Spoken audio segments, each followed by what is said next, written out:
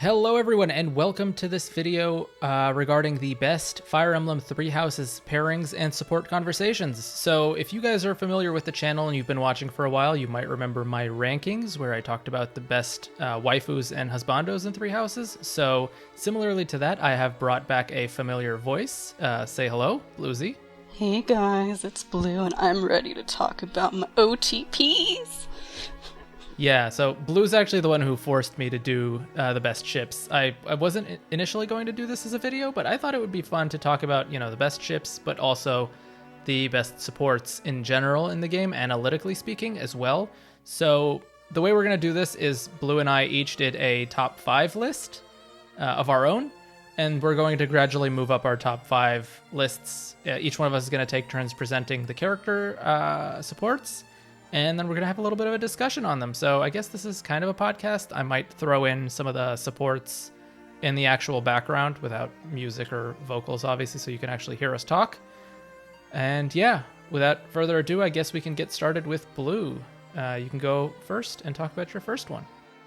Alright, so my number 5, pretty common one that people like quite a bit, it's Claude and Hilda. So this isn't one of my super OTP kind of supports, but I really like it because I think it's one of the few supports where you actually have somebody understanding Claude and actually picking up on a lot of his little subtleties. Because, you have your A support where Hilda starts bringing up, oh, I can tell that you aren't usually smiling naturally, this isn't, or laughing naturally, it's not something you do. And it doesn't feel genuine. And he basically does the same thing to her. He's like, oh, whenever you cry, it's not genuine. But then you start kind of saying, oh, once you get to the A support, you start seeing the more genuine laughing, the more genuine crying when she hears the story. Yeah, it almost feels like they're kind of opening up together. And I think this is kind of really important because Claude, as we know, isn't really the type to open up to people very much. He's very secretive about his past. And something I noticed a lot early on in the support is that he seems to dodge a lot of stuff regarding his heritage, because he's part Almiran. And so, what happens is that, Hilda starts talking about his family and saying, oh, what's your family like? He seems to kind of dodge a lot of stuff by saying, he starts throwing out these little anecdotes about his family, but never really getting into, oh, they're Almiran, or anything like that. But then, once you get to the A support, he starts saying, oh, I want to introduce you to my family. So it kind of feels a bit more that he is starting to trust her a lot more once you get there. So, I kind of really like that because Claude doesn't really open up too much. And he's finally doing it to Hilda. I agree. I thought this was actually pretty good. The first thing I made note of was actually in their C support. He goes, I want you to I'll let you grasp my hand or my heart or my throat. And I'm like, Claude, man, you into some real BDSM shit over here. Oh, hold off, man. It's just the C support. We haven't gotten that far yet. Yeah. He kind of does that a lot early on. Sure, that's kind of the one thing people remember about the support, but I kind of feel like there is a bit of subtlety to it. He just feels as though he really wants to dodge talking about his Almiran heritage early on. And as the support progresses, you kind of see him opening up a little bit more and finally saying, hey, I want you to meet my family. And it kind of shows how much he trusts her now. Yeah, obviously I've seen past that. I think in his B support, he actually opens up a little bit, if I remember correctly, where he talks a little bit about some of his backstory in his family. He talks about his parents and his mother beating up his instructor or whatever it was. So he does give a little bit of information in the B support. But I think what I mean about this is that it just kind of feels like an anecdote, kind of like a thing where he's saying stuff about himself, but not really. He's almost dodging the more controversial aspect of his family. And then once you get to the A support, oh, we're gonna actually talk about the controversy eventually when she finally meets his parents. Yeah, I found it sweet that they both used the phrase, my eyes wander towards, because it kind of presents a little bit of a romantic atmosphere where you're kind of across the room and then your eyes sort of wander and they meet and it generates that little mystique. So I think this is definitely an interesting support. It's cute. I like it. I can definitely dig the ship, I suppose. I won't say it's one of the best, and I guess you wouldn't either, and that's why it's number 5, but I think it's pretty cool. Yeah, it's probably still one of my favorites, but Definitely not my favorite, but we'll get there eventually. Yeah, we'll definitely move on.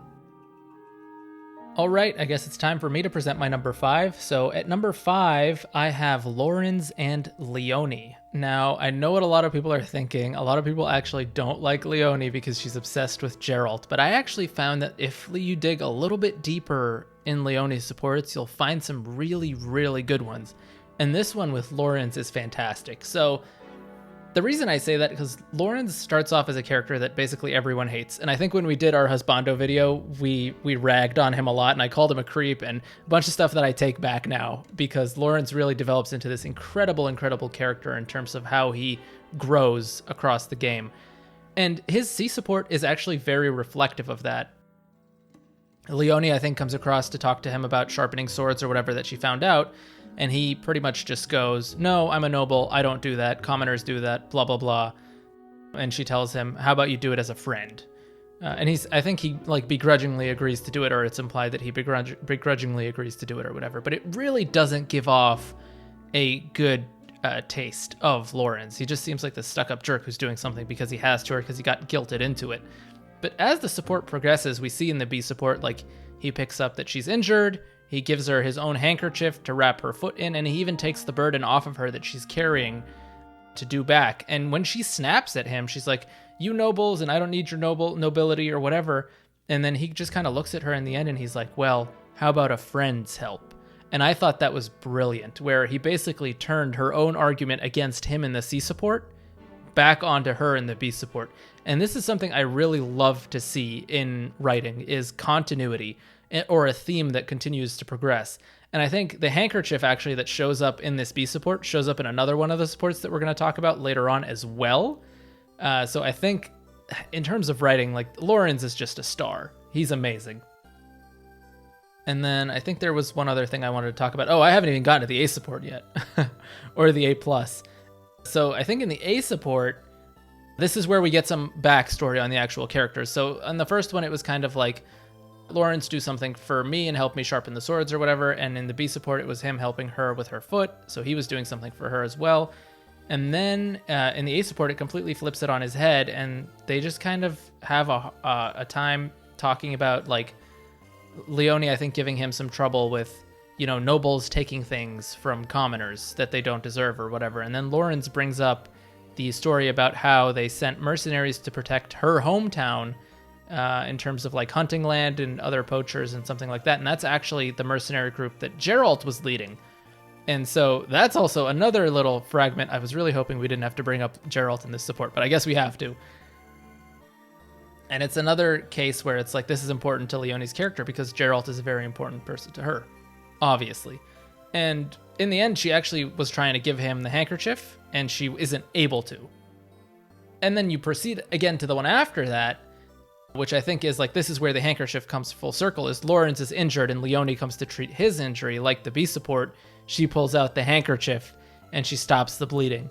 And then they have a little bit of a talk about how they both realize that nobles and commoners do have different roles, but the friendship part is also important, and that they can help out each other as friends and not just as nobles and commoners.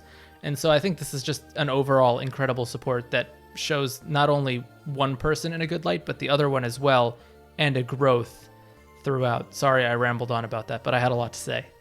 Yeah, I think most of what has to be said is probably going to be done with you, because I only have a couple of things that I want to say about it. I definitely agree. There tends to be a bit of a theme when it comes to Lorenz supports. It almost seems as though he starts off as kind of innocently insensitive to what's going on with the other person, but then he gradually starts to understand them. And then once he finally understands them, you see that nicer side of him, and he really goes out of his way to try to help that person in some way. And in general, also Lorenz supports, I find that you really get to see a really interesting relationship between the commoners and nobles, because you see his particular insight, or there's an insight into how he sees the relationship between commoners and nobles. And I think Lorenz has a very logical kind of, understanding of this, where he says, oh, well, the nobles do all these things for the commoners, and the commoners take from them. essentially, and they pay tribute to the nobles who protect them. And it's kind of interesting because a lot of the times when we do have these noble characters, like, they always tend to be very just snobbish, like, they don't seem to understand the plight of the common folk, and it doesn't really go into why they think that way. But I think in Lorenz's case, like, you see that very logical, like, conclusion that he came to, like, oh, this is why this is why the commoners should pay tribute to us, because we're doing all these things for them.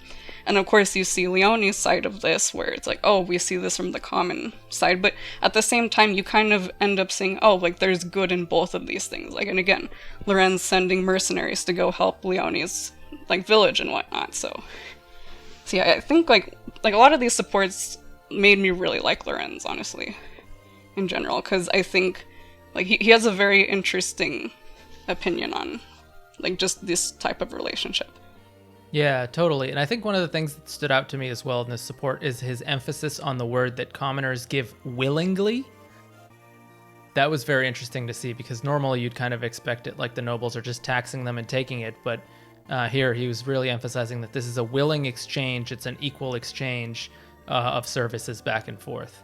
Yeah, and that's why I like it so much, because they're not treating him as though he's some evil noble. Like, you see this all the time in a lot of fiction and whatnot. You don't really see a very, I guess, proper logical explanation for this, and the fact that it is, like, very much a flawed logic, but still logic nonetheless, I find really interesting.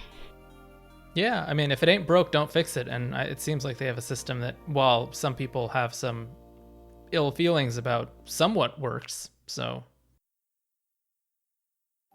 Alright, so now we're moving to the number 4s, so back to you again, Blue. So my number 4 spot, another pretty popular and very funny one, I might add, is Caspar and Dorothea.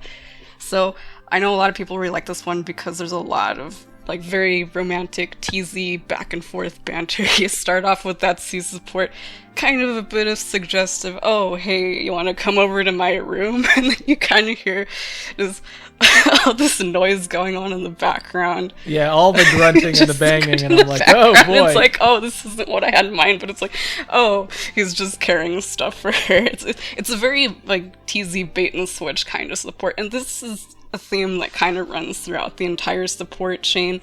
Beast support, you get the big bro, big sis. I love how Caspar says that whole big sis. It's hilarious, but yeah.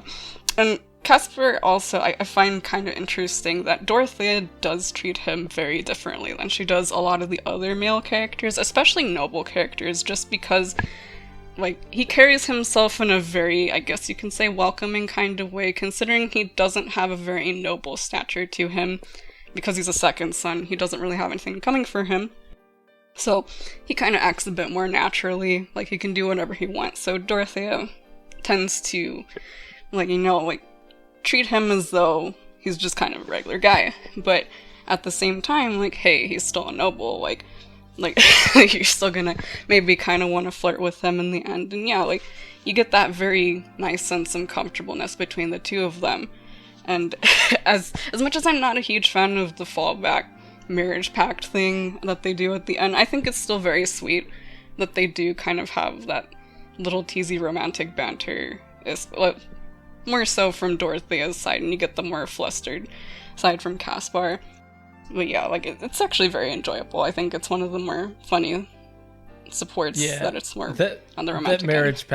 The marriage pact thing is just something I remember a bunch of my friends in high school would always joke about. It's like, oh, if we're 35 and we're not married by then, you know, we should get together. And I'm like, y'all are just full of it. It's like, kind of dumb, but I mean, hey, it worked out for them in the end, okay? Right. What I actually really like about this one specifically is it's very subtle, but in their C support, they talk about their futures, and Caspar really understanding that Dorothea is trying to better herself in the future, and he says, you know, you're exactly like me. Like, I train, like you said, Blue, to better my position because I don't have anything going for me right now. I'm a second son, so I have to, you know, better my position on the battlefield. And then he says, you know, let's both of us agree to both work on our futures together and progress and do what's important for us. And this is something like real power couples do. It's like they work to build up together from nothing to something. And that's like a very subtle nod that I really, really appreciated. Yeah, like, I think they are kind of on equal standing, essentially. Well, like, it's a very different background that they come from.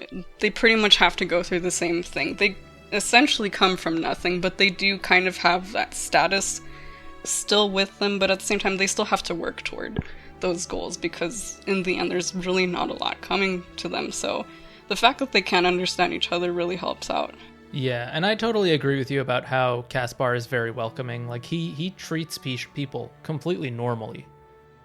Just very modest, no matter who he's talking to. I mean, he's got a few, like, little issues in his own psyche, in his own mind that, you know, come out with other people. I think you're going to mention one of those later on. But for the most part, he's just a nice guy. He's very approachable. And so, you know, I like all of his supports. But, you know, for Dorothea, I've got someone else in mind. So you already know that.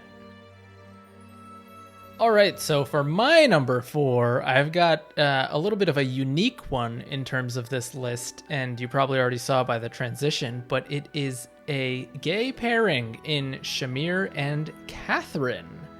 So I am personally a big fan of Shamir. For myself, not for other people. Usually I'm not very fond of sharing, but I thought this support was quite interesting because not only does it, like, I'm a big fan of supports revealing things about both characters, but this one is actually more revealing about Shamir than it is Catherine. And for someone who is very stoic in general and doesn't show a lot of emotion, these go a long way for her. The support in general just basically talks about how Shamir, in the beginning, is very superficial and appreciates Catherine as her partner on the battlefield. And they kind of go back and forth about how, you know, Shamir obviously isn't religious. She only follows Rhea because Rhea saved her life. And Catherine is the complete opposite. She's very devout. And they agree to disagree, but they both agree on the fact that they are each other's partner on the battlefield and nothing else will change that.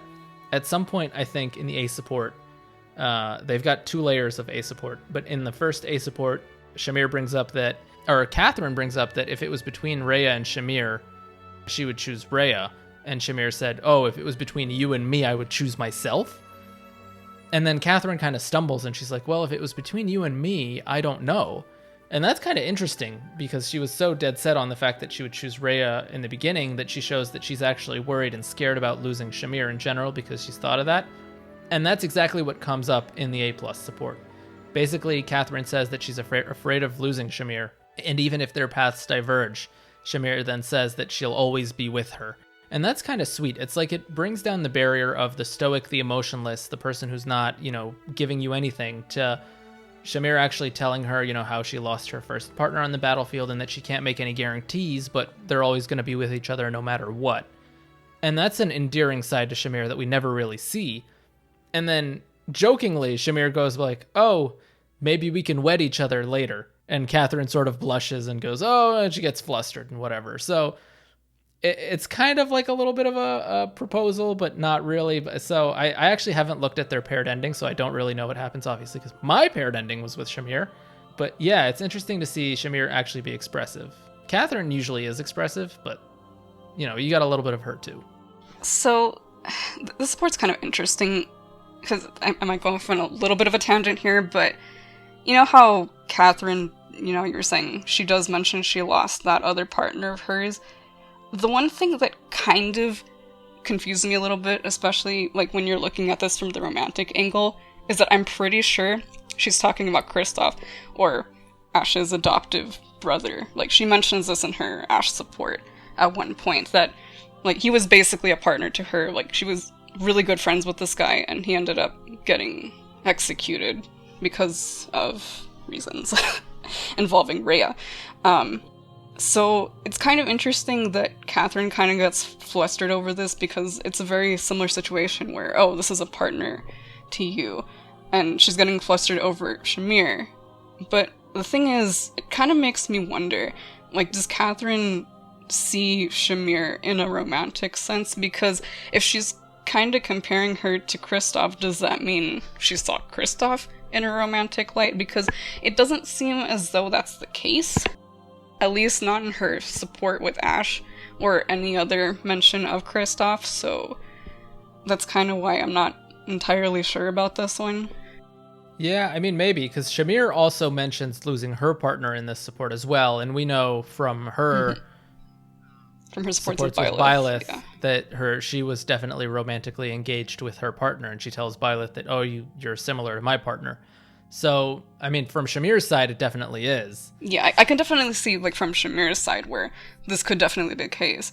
But from Catherine's side, especially considering that she does compare this sort of relationship to that of hers with most likely Kristoff, it just kind of makes me think either she at one point was romantically interested in him, or if she wasn't, then what is it that makes Shamir different? Like, it could be because of Kristoff's, I guess you could say, blind faith in the people who told him to go kill Rhea.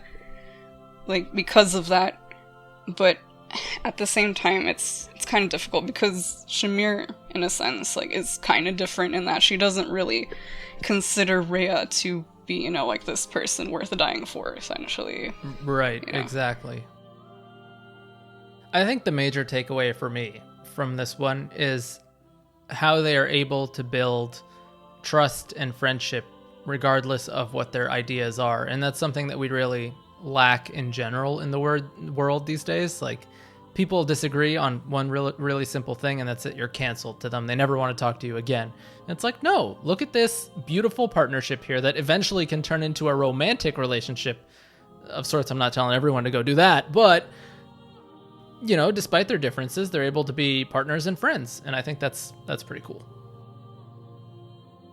All right, so moving on to our number 3s, Blue, you are up again.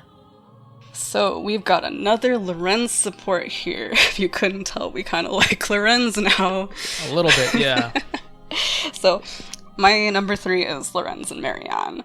So back what I was saying with the Leonie support, very much starts off the same, very innocently insensitive to Marianne's feelings. He starts complimenting her, like, but at the same time he's comparing her to her adoptive father, and obviously Marianne's not too keen on that because it's her adoptive father, and he's basically just this great guy, and she has this inferiority complex, especially because of her crest.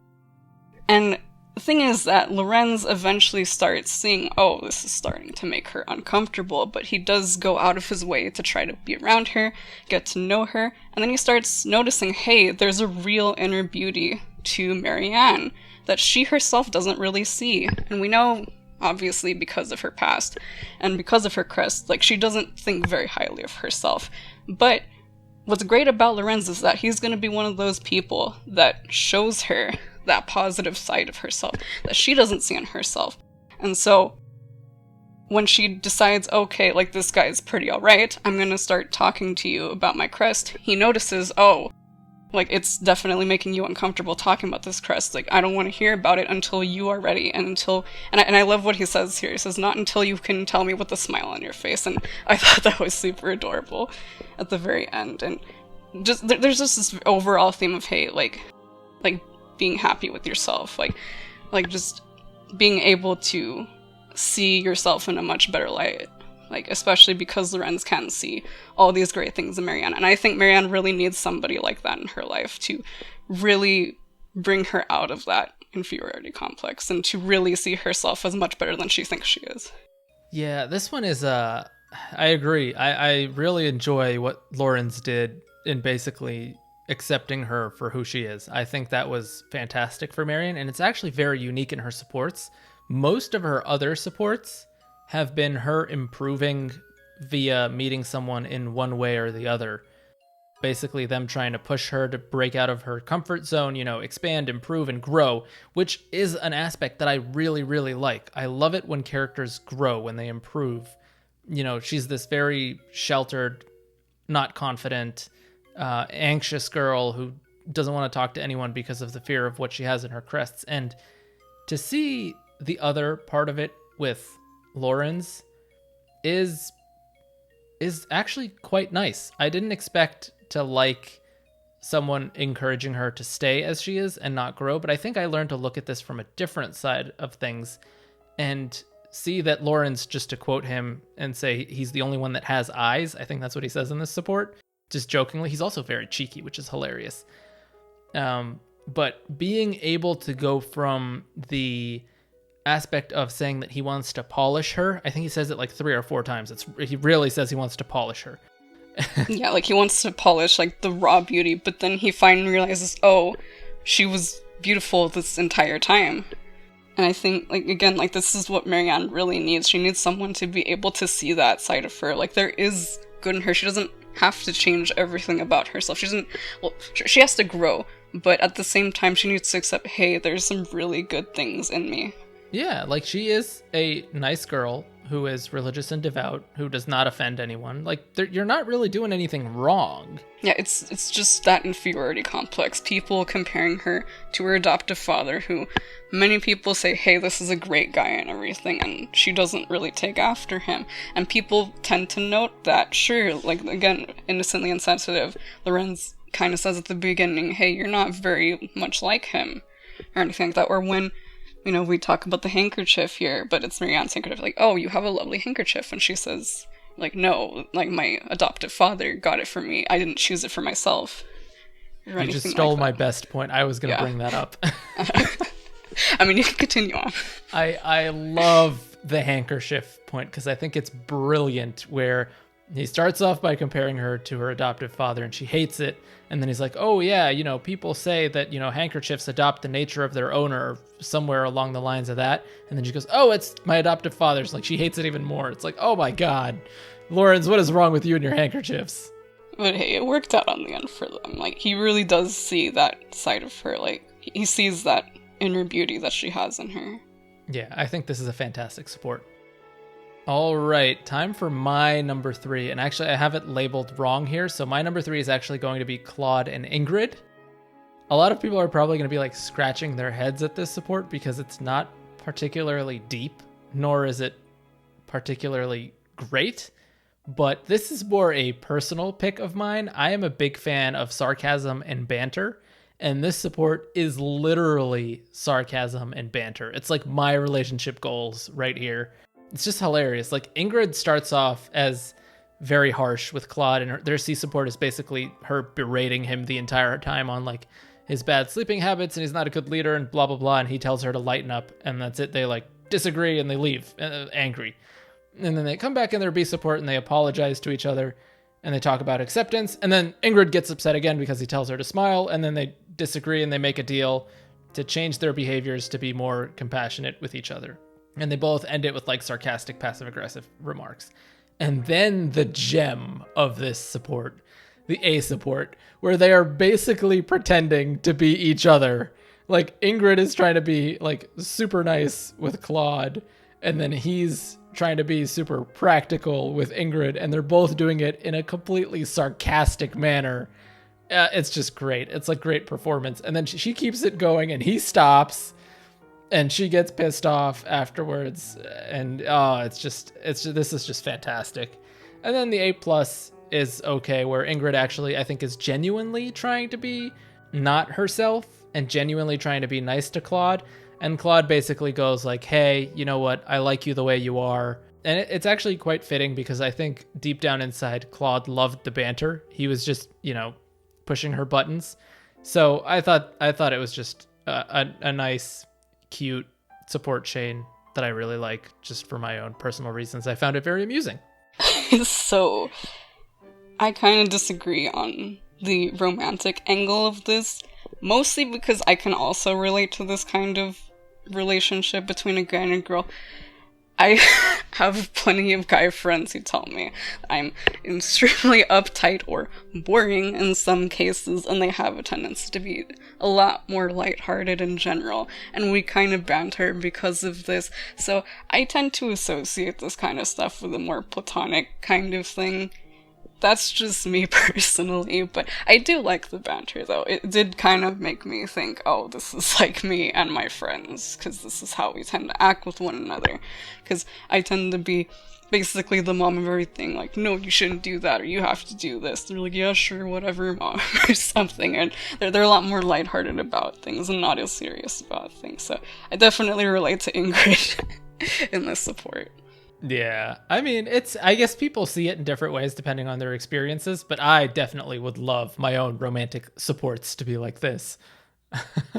Your own romantic support. Yeah, for lack of better real phrasing. Life support. My real life supports. All right, moving on to number 2's Blue. You are up again. So here's where we get into my biases. I wouldn't be able to tell this from my earlier supports, but I have a very strong Blue Lions bias, and you're going to start seeing that starting with this one. So my number 2 is Sylvain and Mercedes. So this is probably my favorite support conversation from Sylvain, because this is the support where we really get to see the real him. Because most of the time in his support conversations, he's going around flirting with girls and things like that, or messing with people. It's just kind of his thing. But this is kind of where we get into the meat of everything. A real understanding into what kind of person he is, and how much he despises Crest. Because once you get into these supports, you start to realize, oh, all these girls he's flirting with and going out with, maybe he's not so into them because they're only interested in him because of the crest, and they want his crest babies, as he calls it. And I think what I really like about this is that he's able to open up to Mercy because she has a very similar experience to him. Because her family, just like his, has a huge, or like all the people in her life, essentially only cared about her because of her crest. Her adoptive father is using her because he wants, because he's a merchant, basically, and he wants to gain fame, fortune, essentially, as a noble by essentially selling her off to a noble family because she has a crest. And she knows what he's going through. She understands what Sylvain is going through. So I think this is why Sylvain is able to open up so much, because he understands the plight that she's going through. And I think they sort of need each other to understand, because they both understand what the other's going through. Especially because this has been such a huge thing for them. Again, Sylvain, his house disowned his brother because he didn't have a crest, and his crest essentially ruined his life because his brother wanted to kill him. Multiple times his brother attempted to kill him or do things to harm him, and he hates it.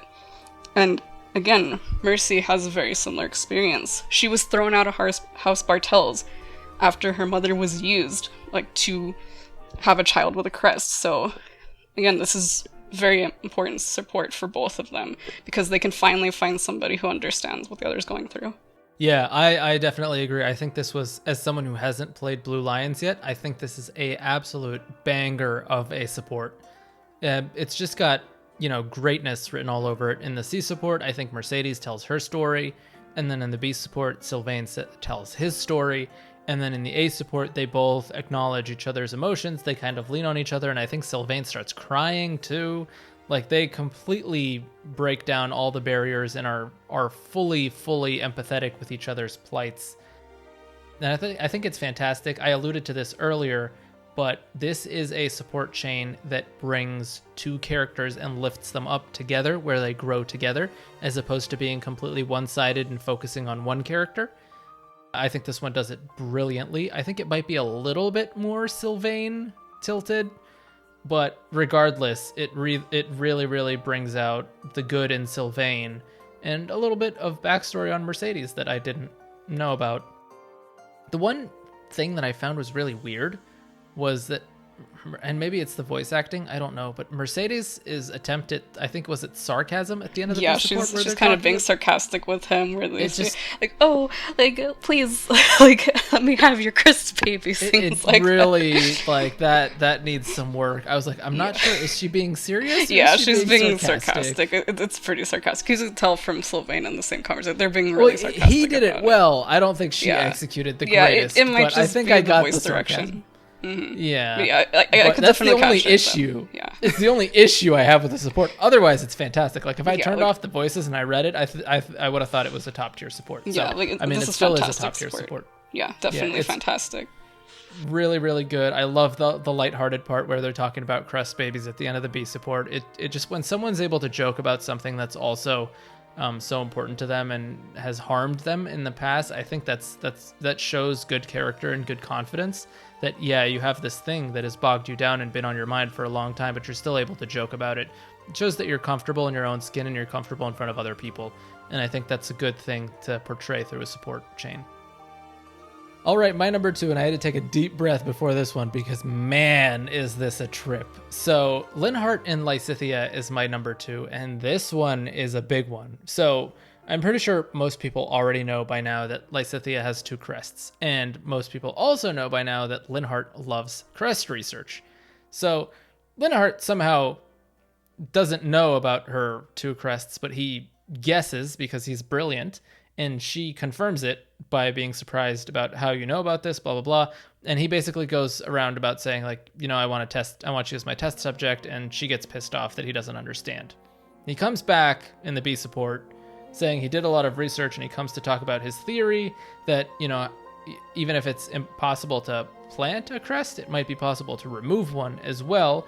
And he starts to kind of somewhat come off as if he understands her problem, but then at the end he just blows it. She talks about how she was experimented on, she's got trauma and pain and is going to die young, and just gets pissed off, blames him for lacking empathy, and she runs off. And that's the end of that until the A support. And this is probably one of the best supports I've ever seen in all of Fire Emblem. Like, this is really top tier stuff. Linhardt just shows up and he's got 2 pastries. And he basically tells Lysithea, one of these is for you. You can only eat one of them because there is a ingredient in each one of them that if they interact, they will cause you to be poisoned. And when he was talking about this, I was kind of like, what is this guy going on about? Like, you're just giving her, like, Lysithea loves sweets, and she starts going on about, like, oh, I want to eat this, I want to eat both of them if you don't want to partake, and stuff like that. And then he goes and starts tying in his choices. And it's basically that he has 2 choices. One is by having her keep the crests and gamble on living longer for him to do research and further his research and really advance the knowledge of those things. But then the other one is him helping out someone that he cares about and removing the crests from her, just to help her like that. And she's like, oh, you care about me? And she starts blushing and stuff like that. And he says, I wish we could be family, which is basically, I guess, their romantic proposal. But he ends with the fact that he wishes that sometimes we can have both choices, and that he's determined to show her how he can make that work out where you can have both. I guess he's alluding to living long and keeping the crests. And then he goes, oh, by the way, you can eat both pastries. I was just joking about it. It was just an analogy to make my point. And I'm just like, oh my God, man. Like, really? This was fantastic. So that's my spiel on it. Blue, you're up. Yeah. So when we were deciding on this list, this was definitely one of the ones that I was thinking of putting on my list, but you kind of beat me to it. Because, yeah, I really love that A support so much, especially when he gets into that whole, hey, we have to make a decision here. Do we want to further the knowledge of crests by watching you, like, you know, live your life and see what happens? Or do we want to save you and forego that understanding of crest research, which is, again, really important to this world? Like, this is a huge deal for them. Like, crests are such a huge thing. And something that I found kind of interesting is that this also kind of ties into what the audience knows, because I think a lot of us kind of want to know more about these crests and understand them better, because one of the biggest comparisons that like I have with crests, it's very similar to Holy Blood in a sense, but it doesn't really work completely like Holy Blood. Why is it that people who have minor crests are able to wield weapons unlike minor Holy Blood people can?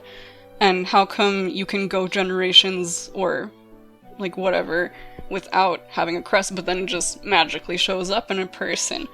We as an audience don't really know this, and it kind of ties in with the support too. Like, they kind of want to further their knowledge as well, and maybe we as an audience do as well. But hey, you have a person here who's clearly suffering because she has 2 crests, and as much as we would love to understand what it means to have 2 crests, it's kind of also important to empathize with this person and understand, hey, this person is suffering maybe we should forego that knowledge and save her instead. So it's very much a very difficult decision to make. Yeah, it's very interesting that you bring it up from a lore perspective as well. I was kind of mostly thinking about how genius Linhardt is in the way that he presented his analogy, but you're absolutely right. I think the lore bit also ties in very, very well. Just overall amazing support. Alrighty, so we are nearing the end of the video. It is time for our number ones, the tippiest, toppiest of the best of the most awesome supports in the entire game and possibly across the entire series. So I know what Blue's number one is. She's been going on about it for a very long time. I actually looked at the support and I'm not actually able to formulate a big opinion on it because surprise, surprise, it's Blue Lions again. So Blue, take it away. Well, before we actually get into that, I'd like to throw in a couple of honorable mentions, because I think there's a lot of supports that I really do want to talk about, but at the same time, this is a romantic support list, and there are some quote-unquote romantic supports that I like, but I don't see them as a romantic support, which I'm going to list off a few. Catherine, really good. Hilda, really great. And Caspar Petra. All of these really interesting support conversations, but I don't really see them as romantic, personally. Like, I would recommend anybody watch any of them. Watch any set of support, by the way. And all set of of supports are really good. Yeah. I can vouch. Yeah, like, all of them are really good. So definitely recommend watching them. I just don't personally see them as romantic, but I still like these. And I didn't want to put them on a platonic list because technically they do end up married in the end, so yeah. That's fair. So, moving on. My number one. So, I want to start off by saying my tastes tend to be pretty weird most of the time. I have a tendency to like a lot of ships that are considered odd by communities in general. A lot of the stuff I don't like is popular. Like it's not popular in general. So, to my surprise, my number one has actually been gaining quite a bit of popularity all over the community, fan art, fan fiction, and for very good reason if you actually have played Blue Lions route. So, my absolute favorite support and my OTP is Felix and Annette. So, one of the before I start getting into the analysis, of course, a lot of people I know that have watched the support, they absolutely love the support. Like, it's super adorable, like, really cute stuff. Like, you start off with Felix, like, being very interested in Annette's, like her singing and whatnot, and throughout all the support, you kind of start seeing him, like, becoming slowly more interested in her singing, and she's kind of embarrassed about it and whatnot. And then you get to the very end, and you get all that cutesy stuff. But here's where we get into the meat of this. But first, I want to talk about Annette's side of this, because I think the biggest side of this comes from Felix, or most of my points are more for Felix. But okay, so let's start with Annette. So, back when I was a kid, I used to do very similar stuff. Like, I used to come up with, like, really stupid songs when I was a little kid. It's a pretty relatable thing. Like, you end up coming up with all these nonsensical, really dumb, like, lyrics for songs, and it's super embarrassing when people listen to you sing, like, all these dumb songs, like, when you're young. So, I really think Annette, like, carries a lot of the support because of that. Like, again, it's very relatable. It's super endearing. A lot of her songs are super catchy and quotable. I know a lot of people like to reference it a lot, like Steaks and Cakes and Library, which leads into probably the best line in the entire support from Felix. Oh, that's too bad. I want to know what happened after the library was blown away. So, yeah, and it's one of the only two supports where we actually get to hear Annette sing. Like, just the other one is the Claude one, and the difference between these two is that Felix has more of a tendency to take her lyrics a lot more literally, whereas in Claude's case, he kind of goes the pretentious English student, like, oh, this is symbolic of whatever, when it's clearly just a bunch of nonsensical lyrics. Also, a little bit of trivia if nobody's watched the Japanese version of this, because it's not like this in the English version, but if you watch the Japanese version of their C support, her little food song is actually being sung to the cooking theme, which I thought was a cute little thing that they added. And on to Felix. So this is where I think really, like, this support stands out quite a bit from a lot of the rest, because especially looking at a character like Felix, this is a very different support conversation for him. Most of his supports, especially with other Blue Lions characters, he's very abrasive, especially throughout the entire story. Like, he just hates everybody, essentially. He gets mad at everyone. And it just seems kind of strange when you see his support conversations with Annette. Like, it seems very jarring at first, and you think to yourself, well, why is he being so nice to her, of all people? And it kind of reminded me a lot of visual novels, a lot of shoujo anime, stuff like dating sims. This is, I think, also one of the biggest criticisms that I've heard of the support conversation, that a lot of people tend to compare this to those very typical, oh, this is the super serious cold character falling in love with, like, this really cutesy girl. But I think the thing that makes this stand out, and why I think this is a really important support conversation, is because of how differently it's handled from those kinds of relationships. Because a lot of the time, those type of relationships, it just kind of happens out of nowhere. It's more of like, oh, we're just following the beats of the story. We just want this cutesy character to gain the attention of this cold character. But in Felix and Annette's case, there's actually a lot of build up to this. You can actually look through Felix's interests and other support conversations, and you can actually piece together all of these different things about him, and then you can, like, basically figure out how he's going to treat every single character. And what I found out is that in Annette's case, this isn't like other shoujos or dating sims.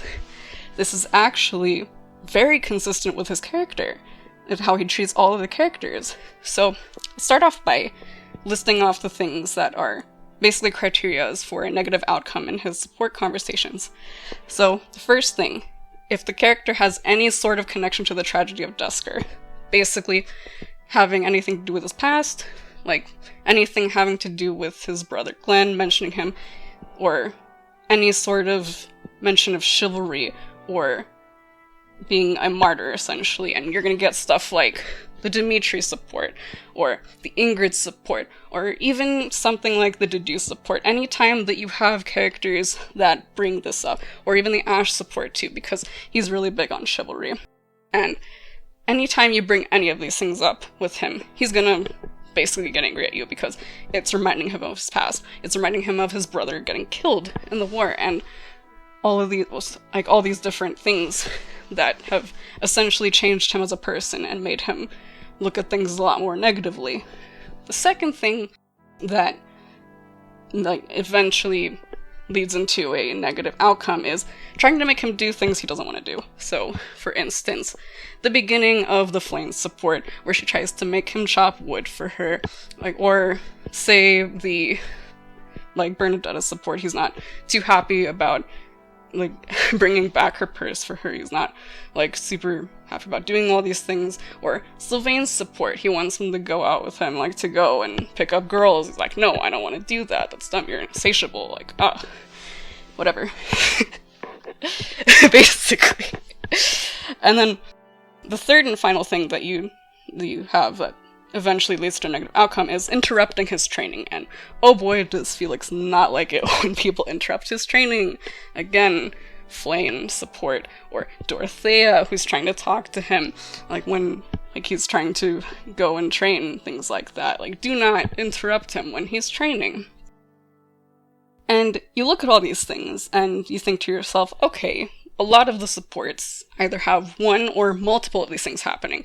And you kind of notice that the more of these negative criteria that show up in the support, the more negative he tends to be toward that person. So when you have him talking to a lot of his childhood friends, like, you're gonna see that a lot of them are a lot more negative because they do tend to fit some of these criteria a little bit more than the others. So when you start comparing it to, say, the Mercedes support, because even though, like, she does kind of bring up, oh, like, you're kind of like my brother, and then it reminds him of his brother, but at the same time, she's not really doing anything bad. So he starts treating her a little bit better once you get into the later supports. Same goes with Ash. Like, he doesn't really like the idea of chivalry. He doesn't like the fact that there's a person who is idolizing all these people. But at the same time, once you get to the B support, he starts to kind of understand him a little bit better. Once he's like, okay, like, your thoughts are still with Anato, like, I understand what you're going through and everything. And my brother died and whatnot. But he tends to treat those people a little bit more nicely once you get into the later supports. And he does sort of do this a little bit with the other characters in Blue Lions, but more so the ones that he's not too familiar with. And that's kind of a theme with Felix. He tends to treat people he's not as familiar with a lot more nicely and with a little bit more patience than he does the people that he grew up with. And the thing is here, is that if you look at all these things, none of these things actually apply to Annette. This is why, once you actually get into their support conversation, he doesn't treat her with disdain like he does the rest of the other characters, because she does not fit any of these criteria for him. So it makes sense that he's not going to treat her very negatively. But then you're thinking to yourself, okay, like, that shouldn't be the only reason why he's nice to her or anything like that. Like an entire positive relationship isn't just dependent on, oh, they don't have all these negative qualities to them. It's not just about what they don't have, it also has to be about what they do have.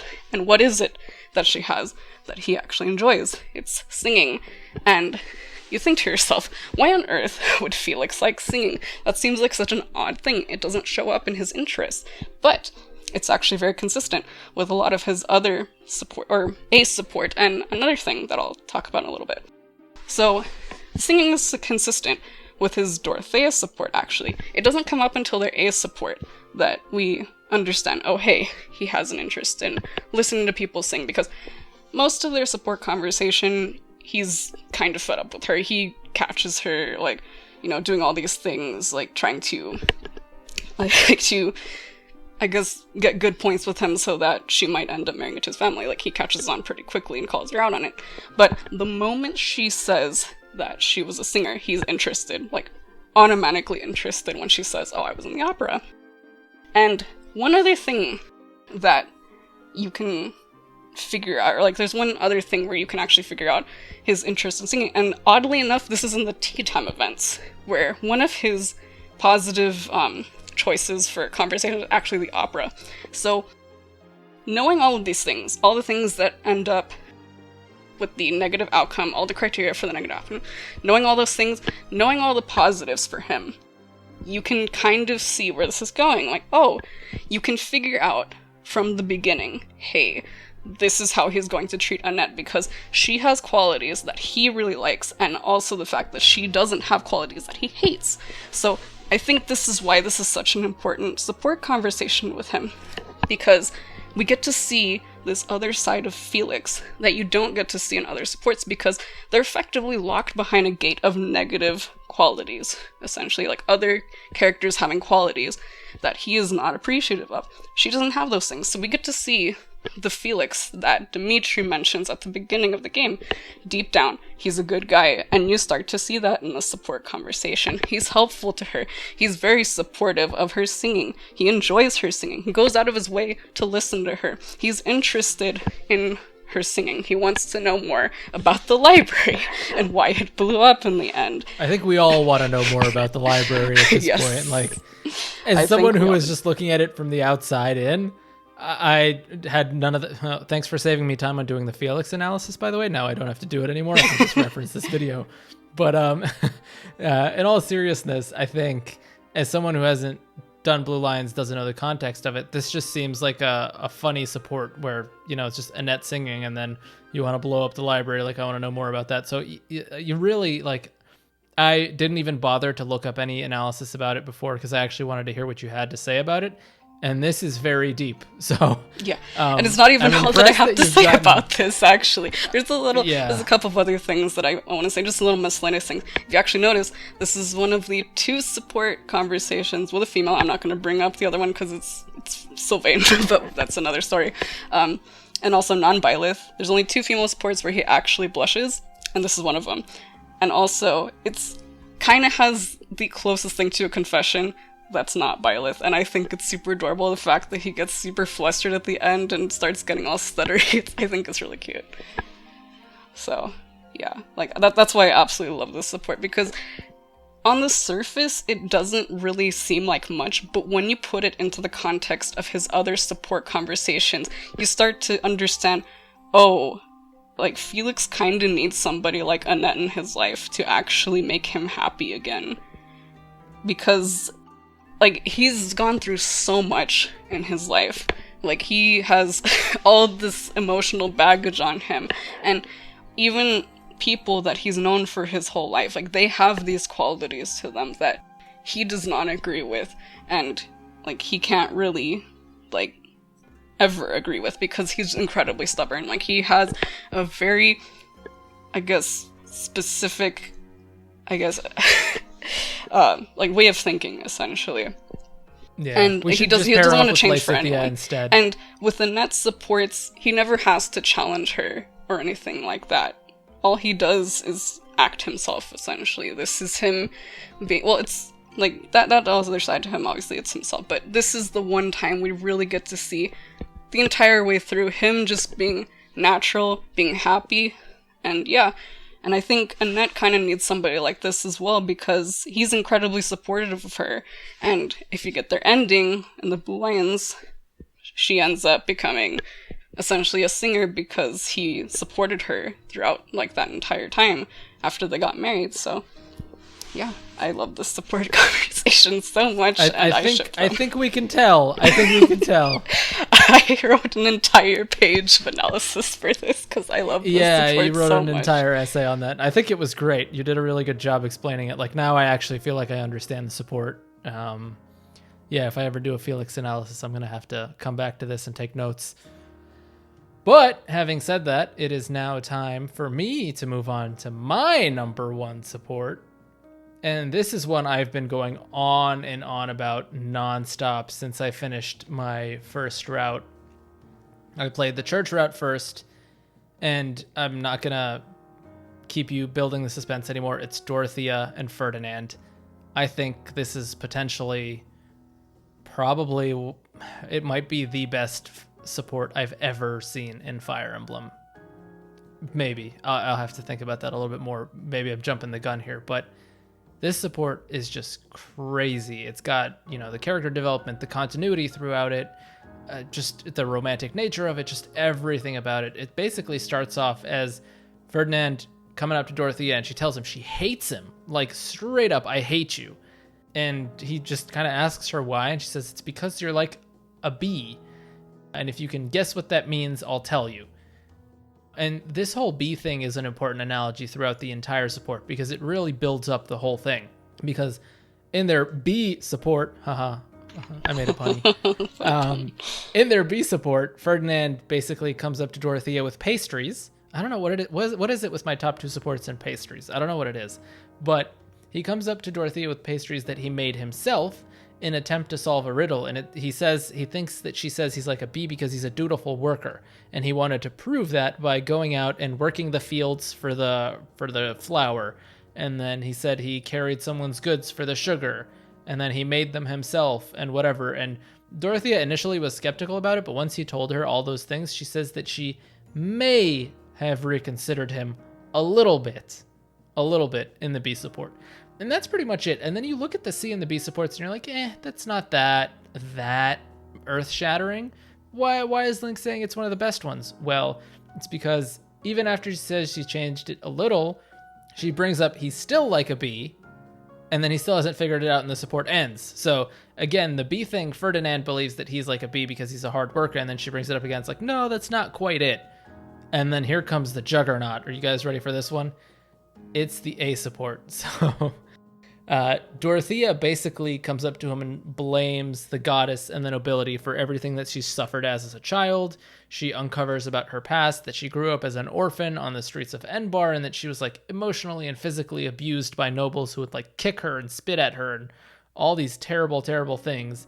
And then all of a sudden she was discovered by a noble who heard her singing, and she was brought into the opera and became famous, and everyone loves her now and all that kind of stuff. So she really has like it's like a big spike in from where she was to what she became. And she gets into why she hates Ferdinand. And she says, you are like a bee attracted to a flower in full bloom. when he saw her at the academy, and that she knew him before the academy from Enbar. And he has no idea what she means by that.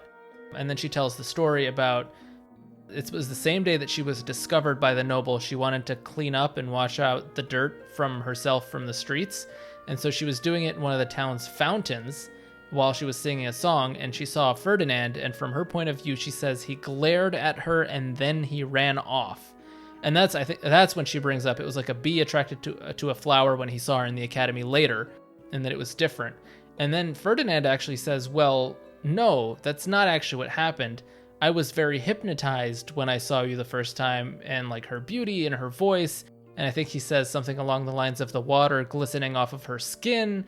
It's like a very romantic description of that. Really, it builds a visual inside the reader or the viewer's head of like this fountain, and then this guy coming around the corner and he sees this beautiful woman in the fountain and he has no idea what to say. He's completely shocked, and then he just kind of runs off because he's young and inexperienced. And he says he actually came back and he didn't find anyone, and he thought it was a dream and he just didn't remember her.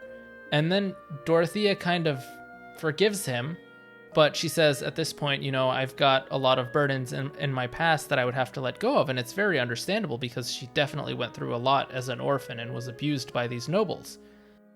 And then Ferdinand says, and this is the part that I think is brilliant because it kind of wraps up the support, where he's like, I kind of like the thought of being a bee, or he says, a drone that circles the queen. And I thought that was just completely brilliant because at first she says he's a bee and he thinks it's because he's a hard worker. And then it escalates into him being a bee attracted to a flower.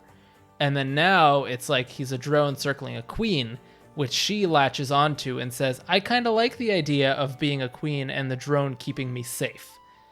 And I think this is just fantastic because it unearths so much about these characters that you would have never known about from outside of the support. Obviously, we know about Dorothea's past and that she was a commoner, but it really, really brings to light how Ferdinand is just genuinely a good guy.